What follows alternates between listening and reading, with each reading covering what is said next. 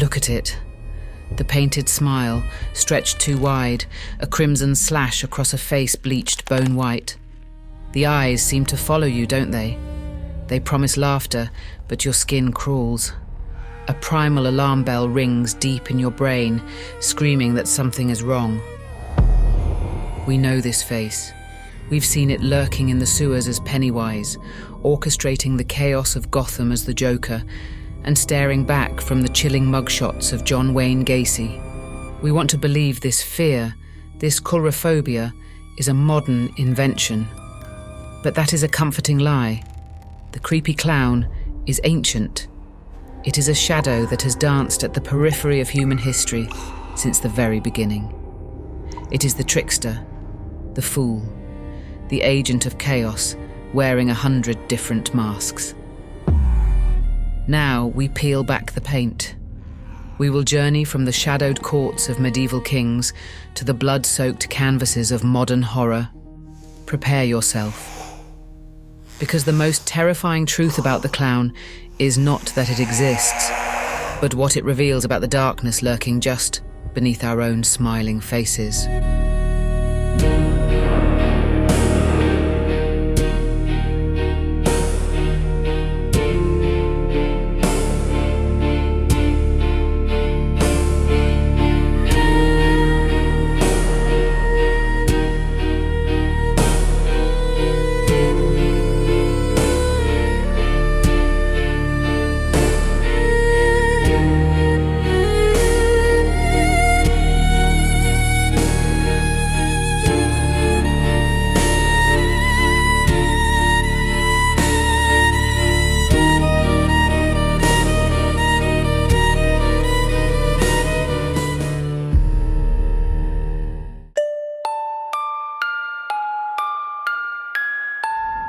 We begin in the darkness, where all monsters are born. Before the circus tent, before the birthday party, before the grease paint and the rubber nose, there was the fool, and the fool was never innocent. Imagine the flickering torchlight of a medieval court. The air is thick with the stench of power and paranoia. The king sits on his throne, his word is law, his displeasure is death. And there, capering in the shadows at his feet, is the jester. We see him clad in motley, a patchwork chaos of colour, his hat adorned with bells that jingle like distant tiny screams. He is the entertainer, the amusement. But he's also something else entirely. He is the licensed subversive. The jester occupied a space between worlds, a liminal zone where the rules of society did not apply. He was an insider, whispering in the king's ear, yet simultaneously an outsider, belonging neither to the ruling class nor the common populace. He was the only one permitted to speak the forbidden truth, to mock the monarch, to hold a mirror up to the grotesque hypocrisies of the nobility. He delivered bad news wrapped in a joke, political manoeuvring disguised as slapstick. He was the living embodiment of the paradox, the powerless man who wielded the terrifying power of the truth. But this power was balanced on a razor's edge. The jester's life was a constant performance of transgression, a dangerous dance with the absolute authority he mocked. A joke that landed wrong, a barb that cut too deep, could mean banishment, imprisonment, or a quiet, agonizing death in a forgotten dungeon. The laughter he inspired was never purely innocent. It was nervous laughter, the laughter of recognizing the fragility of the rules that govern our lives and the terrifying proximity of the chaos that threatens to consume them. This duality is the poisoned seed from which the modern clown grew. The jester was both a trusted advisor and a walking mockery of authority. His very existence was a threat to the established order. His exaggerated features, his bizarre costume, were a physical manifestation of this otherness. He was human, yet not quite. He was the embodiment of the liminal, the space where sanity fractures and chaos reigns. When you look at a modern clown, that primal unease you feel is the echo of the jester's dangerous dance. It is the fear that the one laughing loudest is the one who knows exactly how fragile your world truly is.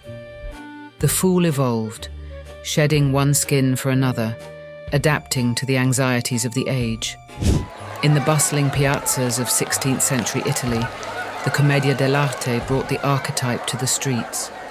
Here we meet the Harlequin, Arlecchino, a witty and nimble servant whose motley costume was a visual scream against his low status.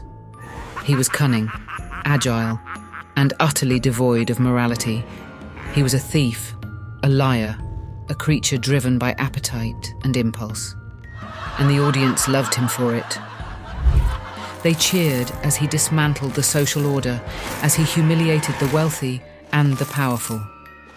Then there was Pulcinella, a darker figure, absurd and grotesque. His mask was characterized by a dark, wrinkled, beak-shaped nose, a face twisted into a permanent sneer.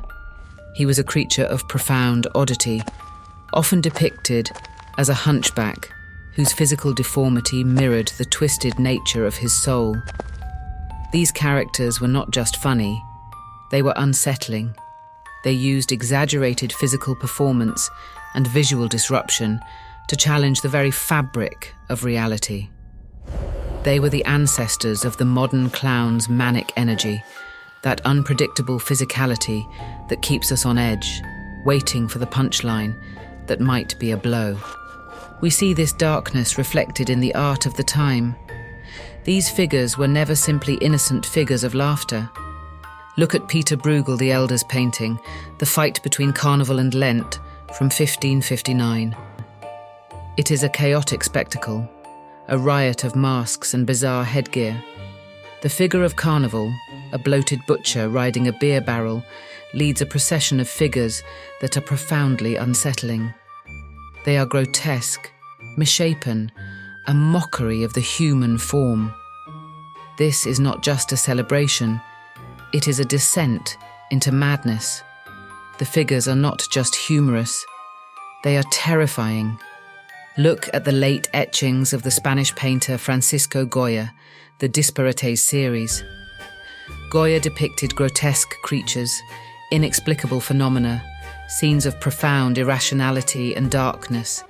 His works are ominous, foreboding. They capture the sense that the world is not ordered, not rational, but a place where chaos and horror are always lurking just beneath the surface. And in these etchings, we see the spirit of the fool, the grotesque, the subversive. The fool in these visions is a transgressor, a boundary pusher, a being who exists only a short step away from genuine menace. He laughs not with you, but at you. But the jester and the harlequin are merely the human face of a far older, far more terrifying lineage. They are the echoes of the trickster, an archetype that transcends culture and time, burrowing deep into the collective subconscious of humanity. The trickster is the god of chaos, the being who operates outside the rules of gods and men. He is the embodiment of paradox, the creator and the destroyer, the hero and the fool. We see him in the Norse god Loki, the shapeshifter, the capricious deity whose tricks were amusing to the other gods, until they weren't, until his mischief turned murderous, until his capriciousness catalyzed Ragnarok, the end of the world. We see him in the African spider god Anansi. Cunning and proud, he brought stories to humanity, a gift of culture, but his impulsiveness and greed often led to his own downfall, dragging others down with him. In the Yoruba tradition, there is Eshu, the god of contradictions. He is the messenger, the mediator, but if he is not respected, if his presence is taken lightly, his mischief turns bloody. He can cause great devastation simply because he can. These figures are not evil in the conventional sense. They are something far more frightening. They are unpredictable, the uncertainty of intent. This is the core of the fear. A recent psychological study analysing the modern fear of clowns found that the key factors are the uncertainty of harmful intent and unpredictable behaviour. We fear what we cannot categorise. The trickster embodies this uncertainty. You never know if he is here to help you or to destroy you. This innate duality, this disregard for social norms, is a powerful psychological trigger. It forces us to confront the terrifying possibility that the universe is not ordered, not benevolent, but chaotic and indifferent. The trickster laughs at our need for order, and that laughter chills the blood. The lineage is clear. The shadow stretches long, from the chaotic gods of mythology to the dangerous fools of the medieval courts. The archetype of the subversive, the unpredictable, the unsettlingly humorous figure has always been with us. The clown did not suddenly become scary. The clown was born in the darkness. It was born from the realization that laughter and horror are two sides of the same coin, that the figures who delight us can also destroy us. The stage was set.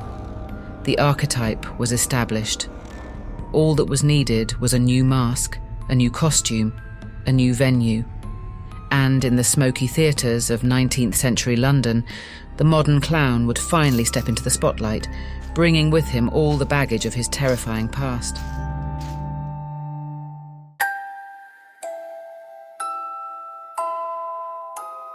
The 19th century dawned, an age of industry, reason, and the supposed triumph of order over chaos.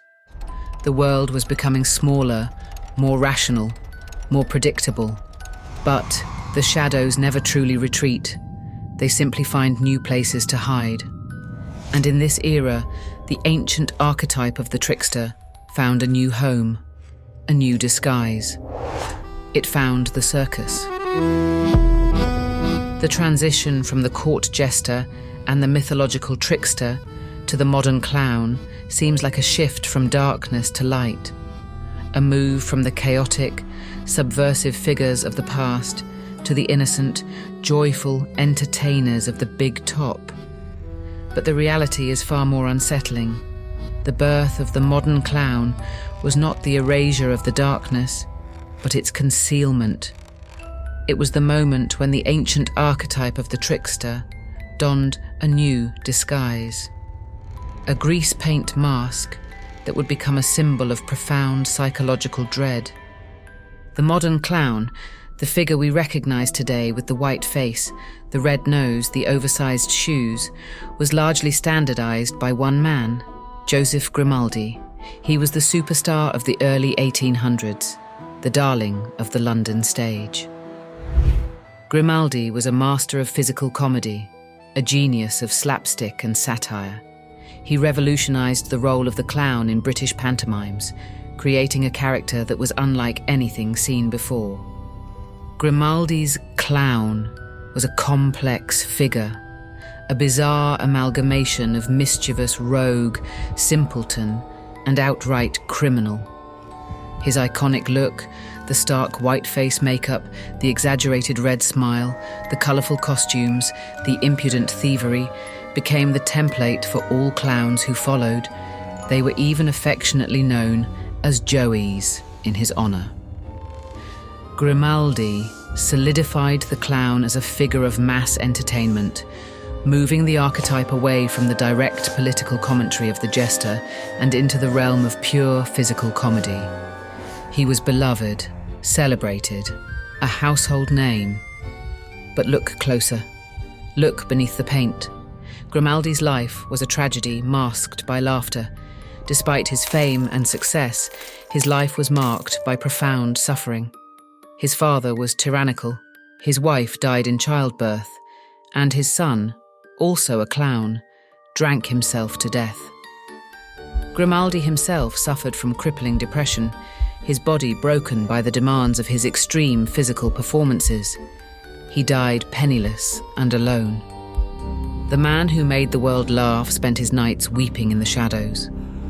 This dissonance, this profound disconnect between the public persona and the private reality, is a crucial turning point in the history of the clown. The author Charles Dickens, who edited Grimaldi's memoirs, captured this unsettling duality. He offered descriptions of a clown not as a figure of joy, but as an emaciated drunkard skulking in London's back alleys. Dickens saw the darkness lurking beneath the surface, the desperate sadness behind the fixed grin.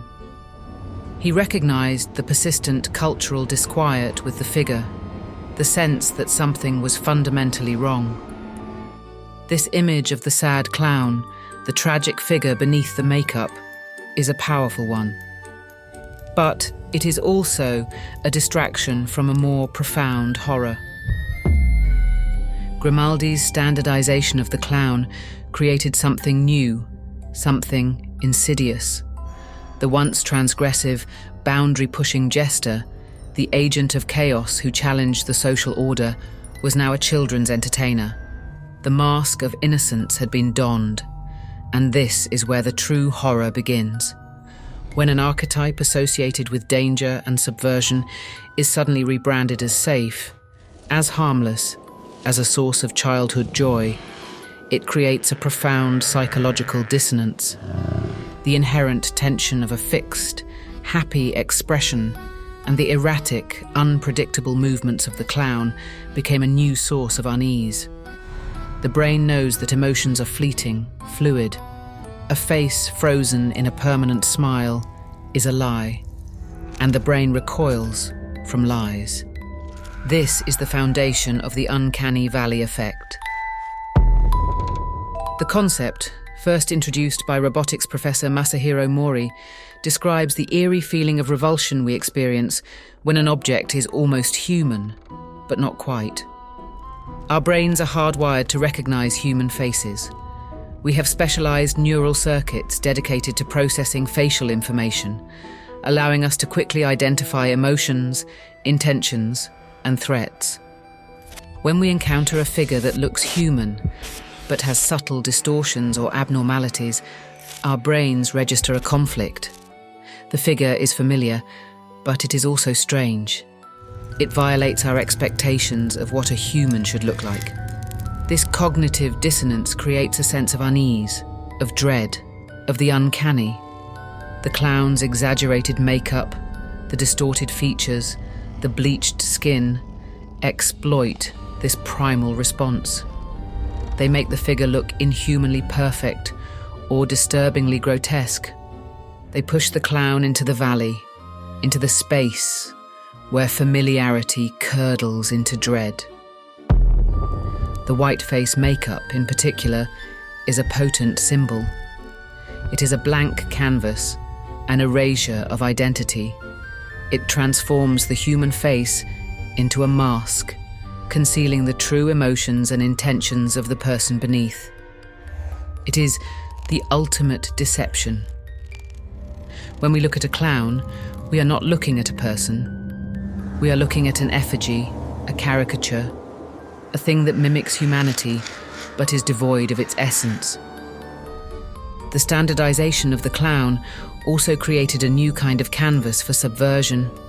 The very elements that were meant to inspire laughter, the bright colours, the oversized clothing, the silly antics, could now be twisted, distorted, weaponized.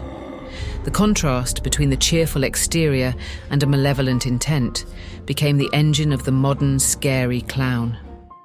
The betrayal of trust, the violation of innocence, is what makes the figure so terrifying. Think about the circus itself. It is a liminal space, a transient world that exists outside the norms of society.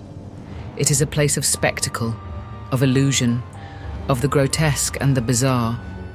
The circus is a modern incarnation of the medieval carnival, a space where the rules are suspended, where the impossible becomes possible. And the clown is the master of this domain. He is the lord of misrule, the agent of chaos in a world that pretends to be ordered. The circus clown, in his standardized form, was a time bomb waiting to detonate. The elements were all there: the ancient lineage of the Trickster, the tragedy of Grimaldi, the psychological dissonance of the Uncanny Valley, the subversion of innocence. The Mask of Innocence was thin, fragile, ready to crack. The birth of the modern clown was not the end of the darkness. It was the beginning of a new kind of horror, a horror that was more intimate, more personal, more unsettling than anything that had come before. The ancient archetype of the Trickster had found its perfect disguise, a disguise that allowed it to walk among us, unnoticed, until it was too late. The greasepaint mask is a lie. It is a symbol of the profound psychological dissonance that lies at the heart of the modern world. We live in a society that values appearances over reality, that encourages us to present a facade of happiness and success while concealing our true selves. The clown is a reflection of this hypocrisy, a reminder that the smile we see is not always the truth. The 20th century would see this mask shattered completely. The clown archetype, now firmly established in the public consciousness as a figure of childhood entertainment, was ripe for corruption. But before the fictional monsters could take hold, a real-life monster would emerge from the shadows, confirming our deepest fears and providing a chilling blueprint for the horrors to come. The era of the killer clown was about to begin, and the name that would become synonymous with this terror was John Wayne Gacy.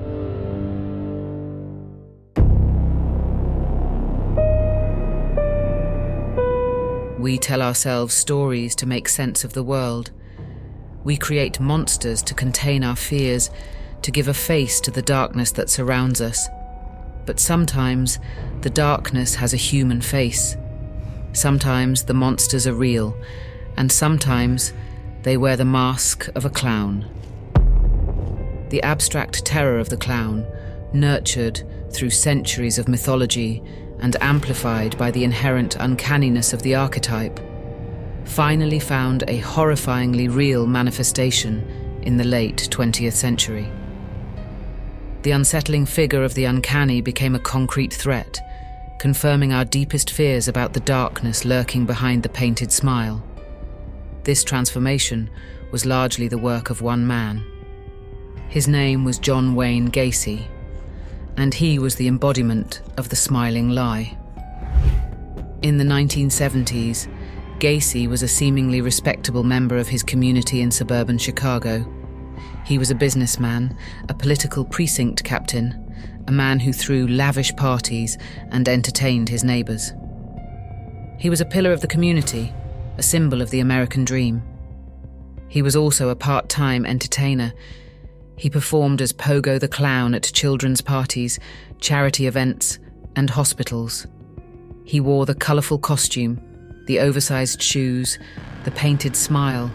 He made balloon animals. He made children laugh. He was the embodiment of the innocent, standardized clown that had become a fixture of children's entertainment. He was the figure meant to inspire joy, laughter, and trust.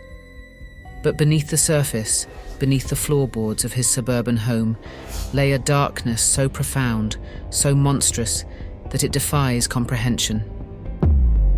Between 1972 and 1978, Gacy murdered 33 young men and boys. He lured them to his home with promises of work or money, then tortured and strangled them. He buried most of their bodies in the crawlspace beneath his house, the stench of decay masked by the smell of mothballs and lime. The bodies decomposing in the darkness while he continued his life above, entertaining children as Pogo. The discovery of Gacy's crime sent shockwaves across the nation. It was a horror story ripped from the headlines, a confirmation of our deepest fears. The sheer brutality of his acts was horrifying enough, but it was the juxtaposition of his public persona and his private atrocities that captured the public imagination and forever altered the cultural landscape. The media dubbed him the Killer Clown, a moniker that would forever stain the archetype. The horrifying juxtaposition of innocence and evil, of the cheerful clown and the sadistic killer, became inextricably linked in the public consciousness. A crucial detail often overlooked is that Gacy did not commit his murders while wearing his clown costume. He did not lure his victims disguised as Pogo. The clown persona was separate from the killings, a compartmentalized aspect of his life. Yet, in the public imagination, the two became fused. The image of Gacy in his clown makeup, the painted smile stretched across his face, became the enduring symbol of his monstrosity. Why did this happen? Why did the clown persona become so central to our understanding of Gacy's crimes? Because it provided a powerful, visceral explanation for the incomprehensible. It gave a face to the hidden darkness, a visual metaphor for the deception, the betrayal, the violation of trust. Gacy was the ultimate predator, a wolf in sheep's clothing, and the clown costume was the perfect disguise. Gacy's life was a performance. He presented a facade of respectability to the world while harboring a monstrous secret. Pogo the clown was just another mask, another layer of deception. The clown is a figure of concealment, a figure whose true identity is hidden beneath a mask. The legacy of Gacy is a chilling testament to the power of the Uncanny Valley. The realization that a seemingly harmless figure, a figure associated with childhood joy and innocence, could be capable of such heinous acts, shattered our sense of security. It confirmed the primal fear that the painted smile is a mask, a lie that conceals a monstrous truth. Before Gacy, the creepy clown was an abstract concept, a figure of unsettling ambiguity. After Gacy, it was a concrete reality. The collective memory of Gacy provided the Uncanny Valley effect with a grim, real-world foundation. The painted face was no longer just off, no longer just unsettling. It became a sign of a hidden, monstrous nature. It became a symbol of the terrifying realization that the person smiling at you, the person who seems friendly and harmless, might be a monster in disguise.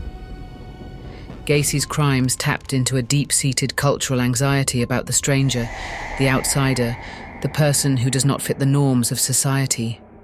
But he also tapped into the ancient lineage of the Trickster, the figure who operates outside the boundaries of morality, who uses deception and cunning to achieve their goals. Gacy was a modern-day Wendigo, a figure of insatiable hunger, driven by a psychological need for power and control. The fear of clowns, coulrophobia, is not an irrational phobia. It is a deeply ingrained psychological response to a complex set of stimuli, and the cultural memory of Gacy plays a significant role in amplifying this response. The legacy of John Wayne Gacy cast a long shadow over the clown archetype. He provided the real-world evidence that our fears were justified, that the monster in the makeup was not just a figment of our imagination. The clown in the crawlspace became a metaphor for the hidden horrors of modern life, the realization that the darkness is not lurking in the shadows, but buried just beneath the surface of the ordinary. Gacy didn't just murder 33 young men. He murdered the innocence of the clown. The stage was set for the explosion of the creepy clown in popular culture. The fictional architects of fear would take the raw materials of history, psychology, and true crime and shape them into iconic monsters that would haunt our nightmares for decades to come.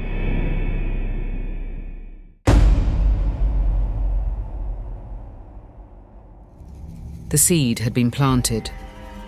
The historical lineage of the Trickster, the psychological dissonance of the Uncanny Valley, the chilling reality of John Wayne Gacy. These elements converged in the 20th century, creating the perfect storm for the emergence of the creepy clown as a modern monster. Fiction became the laboratory where this archetype was dissected, analysed, and weaponized. The figure of the clown, already steeped in ambiguity and duality, became a vessel for the anxieties of the modern world. 3 figures stand out as the architects of this nightmare, each subverting the clown in a distinct way that reflected and amplified specific cultural anxieties. The first architect is the agent of anarchy, the embodiment of nihilism, the clown prince of crime himself, the Joker. Debuting in the first issue of the Batman comics in 1940, the Joker was introduced as a murderous psychopath with a warped, sadistic sense of humor. From the very beginning, he was different. He was not driven by greed or revenge. He was driven by a desire for chaos. His appearance was grotesque, the white skin, the green hair, the fixed grin. A creature of pure malevolence, a force of nature disguised as a man. Although he was temporarily toned down to a comical prankster in the 1950s, a victim of the Comics Code Authority's censorship, he returned to his darker, more violent roots in the 1970s. This shift reached a pinnacle in the 1989 film with Jack Nicholson's portrayal, which cemented his genuinely scary, formidable persona. The Joker, as we know him today, is a cultural icon unlike any other, recognized for his deranged criminal mastermind and derisive glee. But what makes the Joker so terrifying? It is not just his violence, his sadism, his grotesque appearance. It is his motivation, or rather, his lack of motivation. The Joker's actions, from poisoning a city's water supply to committing mass murder, are driven not by any conventional criminal desire. They are driven by a need to prove a point. The Joker is an agent of chaos who seeks to demonstrate that sanity is a construct, that morality is a joke, and that society is one bad day away from descending into lawlessness. He is the modern incarnation of the mythological Trickster, the god of chaos who dismantles the established order and exposes the fragility of civilization. He is a supervillain who exceeds our definition of villainy, a monster who exists not to conquer the world, but to watch it burn. The Joker functions as a mirror to society's most unsettling questions. He forces us to confront the darkness that resides within us all, the primal impulses that we suppress in the name of civility. He is the embodiment of the fear that our systems of law, order, and morality are meaningless, that the universe is inherently chaotic and absurd. And his appearance, the clown makeup, is crucial to his power. When the Joker laughs, he is laughing at us, at our desperate attempts to impose meaning on a meaningless world. The second architect of the nightmare is the embodiment of collective trauma, the monster that feeds on fear, the ancient entity known as Pennywise the Dancing Clown. Stephen King's 1986 novel introduced a monster that would forever change the public perception of clowns. Pennywise is an ancient, trans-dimensional, malevolent entity that crash-landed on Earth millions of years ago. It preys on the children of Derry, Maine every 27 years, taking the form of their greatest fears. It can become anything, a leper, a mummy, a werewolf, but it chooses a clown as its central form. Why a clown? Because the clown is a figure of attraction for children. It is a symbol of joy, of fun, of the circus. By taking the form of a clown, Pennywise exploits the inherent trust that children place in these figures. It lures them in with the promise of laughter and then reveals the horror beneath. Pennywise is a master of psychological manipulation. He knows the deepest fears of his victims, and he uses those fears against them. He is the embodiment of the Uncanny Valley, the familiar figure distorted into something monstrous. But the true horror of it lies not in the supernatural monster, but in the very human evil that allows it to flourish. The true villain of the novel is not Pennywise, but the indifferent community of Derry. Pennywise is a symbol of the town's forgotten history of hate crimes, violence, and collective neglect. The entity's ability to operate is a result of the townspeople's silent collusion with the terror, their willingness to look the other way, to ignore the abuse, the bigotry, the indifference that permeates the town. The novel is a profound commentary on the failure of society to protect its most vulnerable members. It suggests that the greatest evil is not a single monster, but a corrupt social system and a silent, complicit public. Pennywise's power is not just supernatural, it is sociological. He amplifies the real-world harm done by abusive family members and school bullies, feeding on the fear and trauma they create. Pennywise is the embodiment of the fear that our communities are not safe, that the institutions we trust to protect us are indifferent or corrupt, that the darkness is not just out there, but right here, among us. The third architect of the nightmare is a more recent addition to the pantheon of terrifying clowns, a figure whose horror is rooted not in anarchy or supernatural evil, but in the sheer brutality of the physical world. Art the Clown. From the Terrifier franchise, Art the Clown is a creature of silence and unrelenting violence. He stands in stark contrast to the verbose and theatrical nature of the Joker, or the metaphysical terror of Pennywise. Art is silent. He never speaks a word. And this silence is profoundly unsettling. It removes any possibility of negotiation, of understanding, of empathy. Art is a primal force, a manifestation of pure, unadulterated sadism. Art's appearance is striking. The black and white makeup, the exaggerated features, the small bowler hat. He looks like a figure from a silent film, a relic of a bygone era. And this is intentional. The actor who portrays Art the Clown, David Howard Thornton, deliberately infused the character with mannerisms and physical movements inspired by silent film legends and cartoon characters. Thornton views Art as the Bugs Bunny of the horror world, a mischievous and chaotic character who uses physical comedy to make his gruesome actions more jarring and disturbing. His influences include Charlie Chaplin and Harpo Marx, masters of physical comedy. The juxtaposition of slapstick-like grace with brutal, visceral horror creates a new kind of Uncanny Valley effect, not of a face, but of an entire persona. The audience is subconsciously primed for a laugh, a sense of familiarity.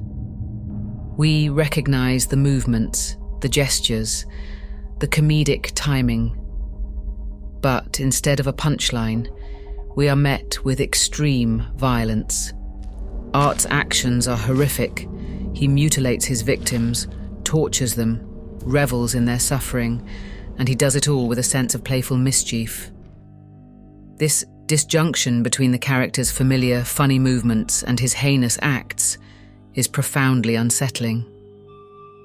Art the Clown's power lies in this violation of expectation.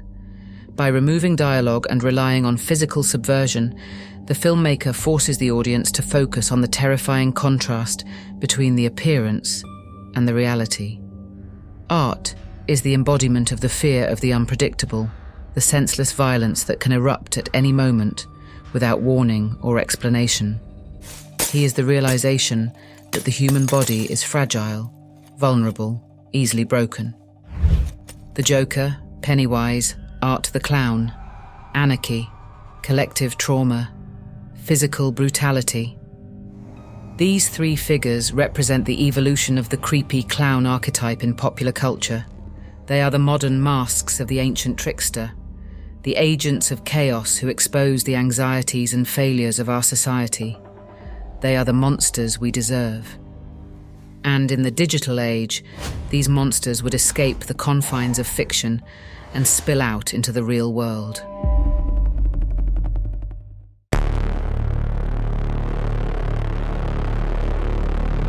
The digital age, an era of unprecedented connectivity, of instant information, of a global village united by the flickering glow of screens.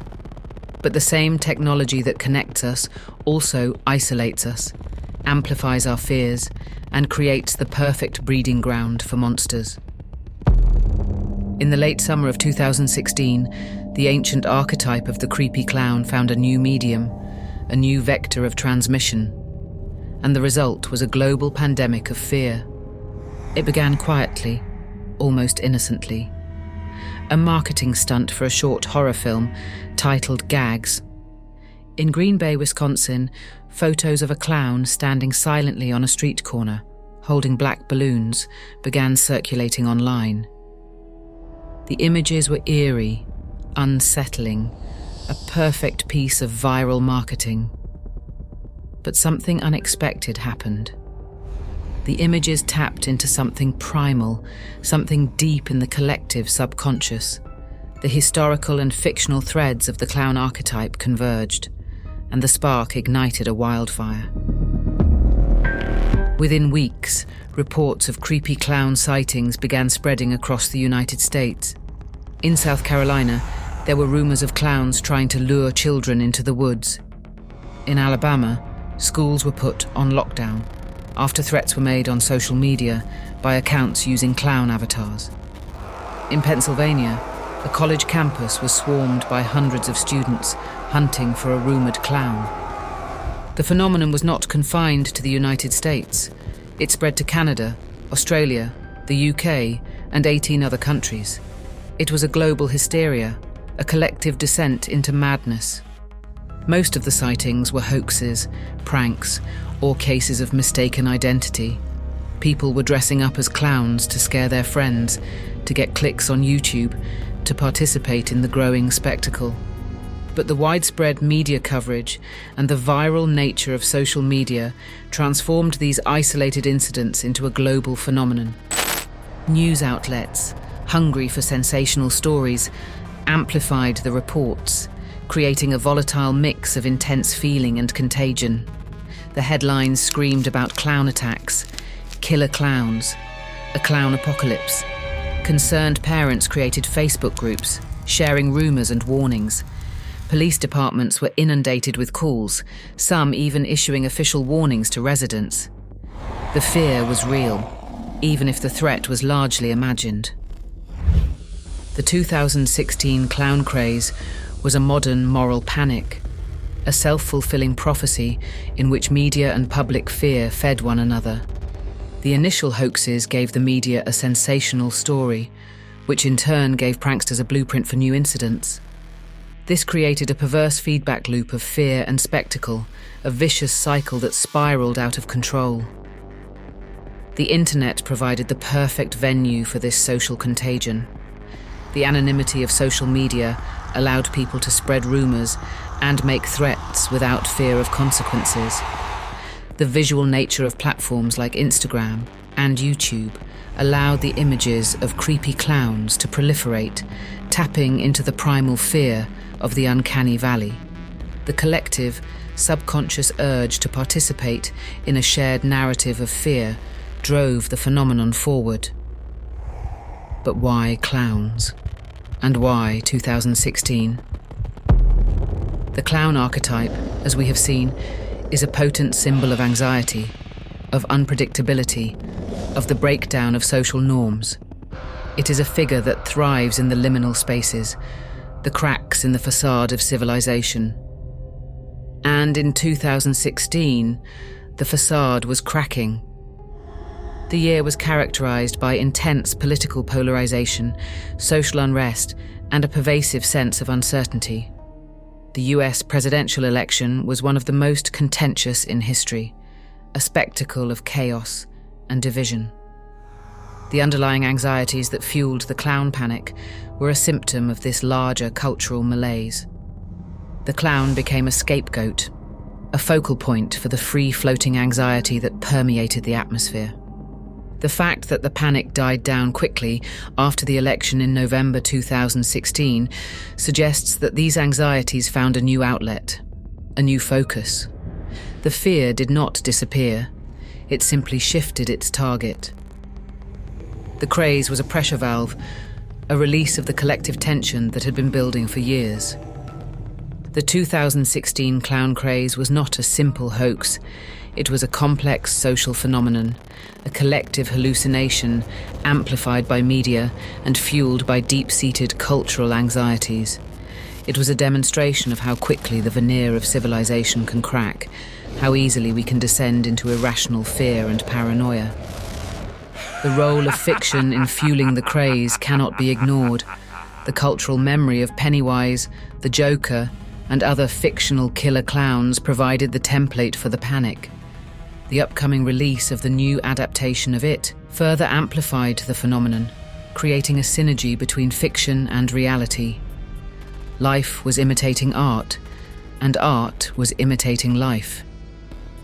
The legacy of John Wayne Gacy also played a crucial role. The collective memory of the killer clown made the sightings feel chillingly plausible, not just like a series of pranks. The fear that the monster in the makeup could be real, that the painted smile could conceal a murderous intent, gave the panic its sharp edge. The 2016 clown craze may have subsided, but the underlying anxieties that fueled it remain. The world is still polarized, uncertain, unpredictable. The digital landscape is still a breeding ground for misinformation and hysteria.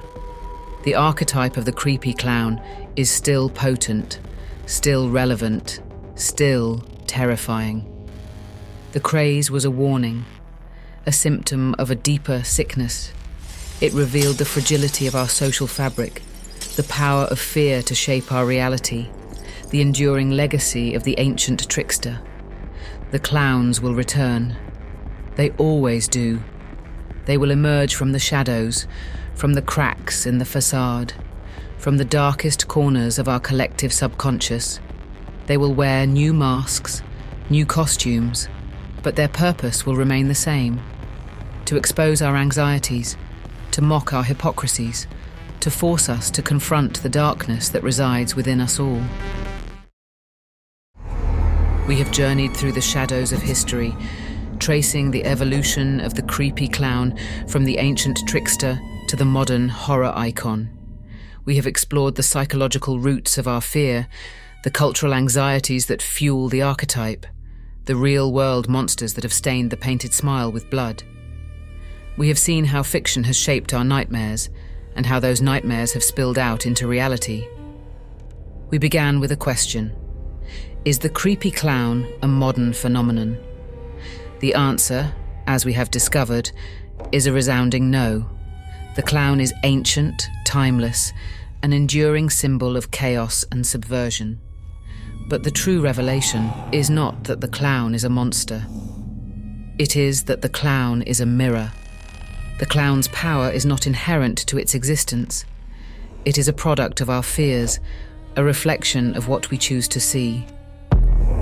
The clown is a monstrous embodiment of our own foibles, our own failures, our own darkness. It reflects the anarchy of a broken system, the nihilism of a society that has lost its way. It reflects the collective trauma of a community that allows evil to flourish, the indifference of a world that turns a blind eye to suffering. It reflects the sheer terror of the unpredictable, the senseless violence that erupts when civility breaks down. The seemingly trivial creepy clown craze of 2016 was not a hoax. It was a confession, a collective scream into the void, a manifestation of our deep-seated anxieties. The unsettling truth of the modern creepy clown is not that it exists, but that we, as a society, have created the perfect environment for it to thrive. We are the ones who painted the smile. We are the ones who crafted the mask. And as we stare back at the grotesque reflection, the laughter we hear is our own.